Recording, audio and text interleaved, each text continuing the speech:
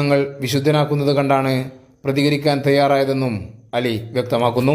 എൻ്റെ മകളെ കല്യാണം കഴിച്ച അജ്മലാണ്. അജ്മൽ കല്യാണം കഴിച്ചിട്ട് വളരെ ഭീകരമായ അന്തരീക്ഷത്തിൽ 4-5 വർഷം അവരെ വീട്ടിൽ ജീവിച്ചു പോയത്. എന്തൊക്കെ ചെയ്യാൻ കഴിയണം ആ രൂപത്തിലൊക്കെ അവൻ്റെ ഉമ്മയും പിന്നെ അവനും പെങ്ങളും എല്ലാവരും കൂടി ഉപദ്രവിച്ചിട്ടുണ്ട്. അവൾ നല്ലപോലെ പഠിച്ച കുട്ടിയായിരുന്നു. ജോലിയൊക്കെ പിന്നെ പറഞ്ഞു നിൽക്കുന്ന സമയത്താണ് ഇവന് ഗൾഫിലേക്കെന്ന് പറഞ്ഞ് കൊണ്ടുപോകണത്. ഗൾഫിലായിരുന്നു ആദ്യം അവൻ. അവിടെ കൊണ്ടുപോയിട്ട് അവിടെ നിന്നാണെങ്കിൽ പിന്നെ അവിടെ നിന്നും പീഡനമായിരുന്നു. പിന്നെ ഒരു കുട്ടിയായി പോയില്ല എന്ന് വിചാരിച്ചിട്ട് അവൾ കുറേ പിടിച്ചു നിന്ന് പിന്നെ അവസാനം ഊരവേദന വന്നു. ഊരവേദന എന്ന് ഇപ്പം മർദ്ദിച്ചിട്ട് വന്നതാണ്. അവന് ഒരു പക്ക ക്രിമിനൽ എന്ന് പറയാം. അത്രയേ പറയാനുള്ളൂ എനിക്ക്.